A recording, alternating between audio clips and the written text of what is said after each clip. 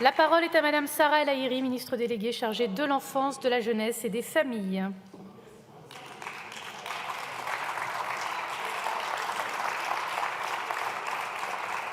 Madame la ministre. Merci beaucoup. Madame la présidente, Madame la présidente de la commission, très chère Charlotte Parmentier-Lecocq, Monsieur le rapporteur, Monsieur le député, très cher Vincent, Mesdames, Messieurs les députés. Merci d'abord. Merci de mettre au cœur de votre journée un sujet qui est important, un sujet qui touche la famille, qui touche les familles. On pourrait parler chiffres d'abord, c'est vrai. Mais avant de parler de chiffres, avant de parler d'organisation, on va d'abord parler des familles et des moments où il y a besoin, c'est vrai, de protection et d'accompagnement. 8 millions en 2020, 8 millions de familles avaient un enfant mineur et 2 millions avaient un enfant mineur et un seul parent.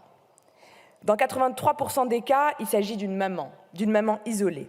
En 2021, le taux de pauvreté des familles monoparentales s'élevait à plus de 30%. C'est 2 fois plus que la moyenne nationale. Les chiffres rapportent également que les enfants de parents séparés demeurent plus pauvres, plus précaires. Derrière ces chiffres, puisqu'ils sont froids, se cachent en réalité des réalités, des vies que nous connaissons trop bien. Monsieur le député, c'est pour ça que vous vous êtes engagé derrière ce texte. Des ruptures conjugales, des désaccords, c'est vrai, des décisions de vivre séparément, des parents qui partent, la plupart du temps, encore trop, des papas.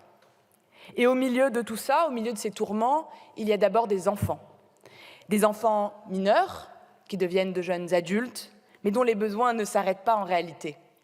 Ces enfants grandissent, bien sûr, ils quittent le domicile familial et pourtant, leurs besoins financiers demeurent.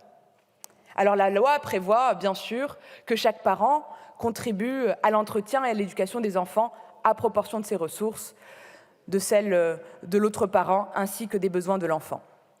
C'est ce qui convient, en réalité, d'appeler la pension alimentaire. Alors, contrairement aux idées reçues, cette obligation ne prend pas fin à la majorité de l'enfant. Les parents restent tenus de verser cette pension alimentaire aussi longtemps que l'enfant n'est pas financièrement autonome. Mais, monsieur le rapporteur, votre proposition de loi aborde précisément cette situation. En tant que ministre en charge de l'enfance, de la jeunesse et des familles, je suis responsable de cet accompagnement de tous les enfants, de la naissance à l'âge adulte et en réalité jusqu'à l'autonomie. Et monsieur le député, je rejoins pleinement votre vision et votre ambition. Afin de protéger les enfants des familles séparées, vous conviendrez que nous avons agi et que nous continuons à agir. D'abord, depuis 2017, c'est vrai, avec, je pense, l'augmentation de 30% des aides de garde aux enfants individuels, l'encouragement au développement de crèches à vocation d'insertion professionnelle ou encore à la création du service public des pensions alimentaires. Et c'est bien sur ce point-là que nous allons et que nous souhaitons avancer avec vous. Permettez-moi de prendre juste 1 minute pour rappeler ces quelques avancées. 30% des familles étaient victimes d'impayés, un tiers. Ce qui déstabilise en réalité la vie quotidienne, ce qui déstabilise un équilibre familial, avec parfois des conséquences dramatiques, en précarité, en isolement. Alors depuis le 1er janvier 2021, le principe même de ce dispositif d'intermédiation financière, c'est le suivant. Le parent débiteur d'une pension alimentaire verse mensuellement le montant de la pension à l'ARIPA, qui se charge ensuite de le verser aux parents créanciers. C'est quoi l'objectif, dans le fond? C'est d'abord de sécuriser chaque mois le versement de la pension alimentaire aux parents, en prévenant bien sûr des risques financiers, des risques d'impayés, qui mettaient encore une fois des familles dans la difficulté. Cette intermédiation financière, elle avait aussi un but et un objectif, celui d'apaiser les tensions liées aux questions financières entre parents séparés, afin qu'ils puissent se concentrer sur l'éducation, sur le développement de leurs enfants.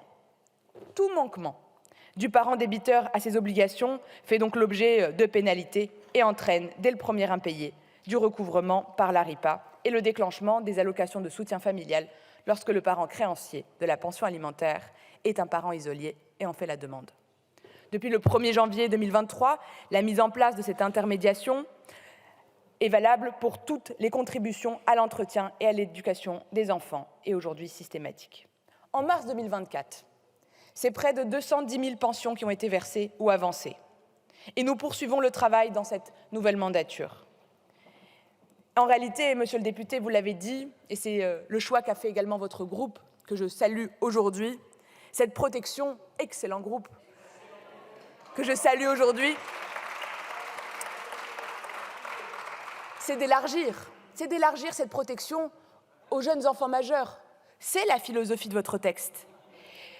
Conformément à l'engagement du président de la République en 2022, nous avons revalorisé de 50% l'allocation de soutien familial qui vise à soutenir d'abord, c'est vrai, les personnes qui assument seules la charge effective et permanente des enfants. C'est plus de 800 000 familles qui bénéficiaient de cette allocation.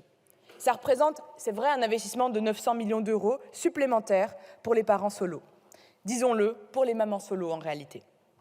Concrètement, chacune d'entre elles, c'est près de 60 € supplémentaires chaque mois. Et chacun sait que parfois, c'est à l'euro près qu'on boucle un budget.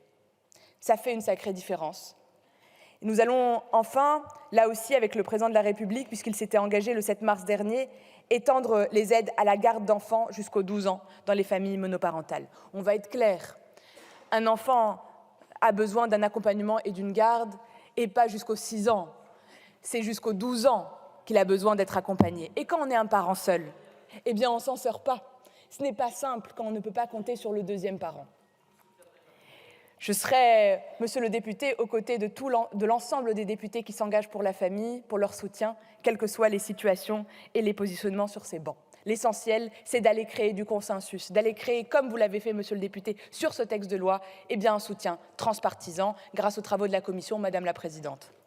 Moi, je suis fière que notre majorité ait proposé ce texte et je suis heureuse que le Parlement y ait travaillé de manière intense. Cette proposition de loi va permettre d'étendre l'intermédiation financière des pensions alimentaires aux enfants majeurs, encore dépendants financièrement, et qui prévoit de verser directement cette pension alimentaire aux enfants. L'intermédiation financière est aujourd'hui limitée aux pensions versées entre les mains du parent créancier. Les enfants perçoivent directement cette pension, en sont donc aujourd'hui encore exclus. Le gouvernement, je le réitère, adhère, monsieur le député. Il adhère à l'objectif visant d'accompagner à ce moment charnière, à ce moment où on quitte le foyer familial, au moment où on peut être plus en fragilité.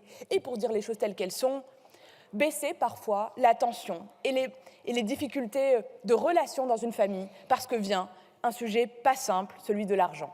Celui de la nécessité de réclamer. Pour toutes ces raisons, monsieur le député, ce texte permet de faire avancer les choses et d'apaiser et d'accompagner les familles. Ce soutien financier fait défaut. Le risque aujourd'hui existe d'une bascule dans la précarité, au moment même où ils amorcent dans le fond un chemin vers l'émancipation. Toutefois, c'est vrai, et ma responsabilité c'est aussi de le dire aujourd'hui, nous avons encore quelques difficultés d'ordre technique qui se posent pour la mise en œuvre opérationnelle du dispositif. Des interrogations sur la capacité opérationnelle, à repérer des cas spécifiques ou encore de les intégrer dans l'intermédiation. Des interrogations sur la capacité de verser rapidement, en tout cas avec des échéances brèves, cette nouvelle montée en charge. Mais dans le fond, je voulais d'abord et avant tout remercier monsieur le rapporteur d'avoir suggéré le report de l'entrée en vigueur qui nous permettra d'être opérationnels et de répondre à l'esprit du texte. Le risque de contentieux aussi est à évaluer, mais tout cela, ce n'est que de la technique, des moyens. L'essentiel, c'est l'objectif à atteindre.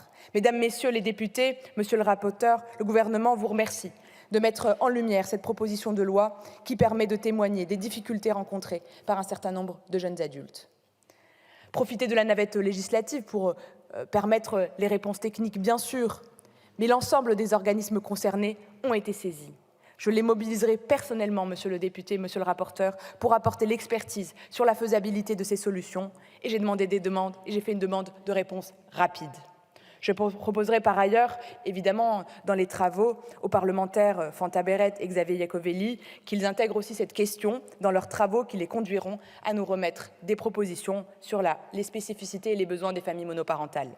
Au-delà du sujet précis aujourd'hui qui nous adresse et qui nous réunit, et que j'espère réunira une très large majorité, je sais que nous partageons la volonté d'offrir aux jeunes les clés d'une entrée plus reposante, plus rassurante dans la vie d'adulte. Leur donner les moyens, chaque jour et à chaque jeune de s'émanciper.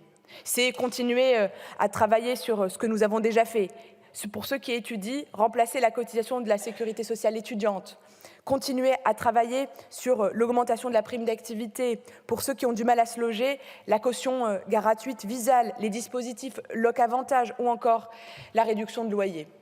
Monsieur le député, mesdames, messieurs les députés, si vous êtes là ce matin, c'est parce que pour vous, les jeunes, les enfants et les familles sont essentiels.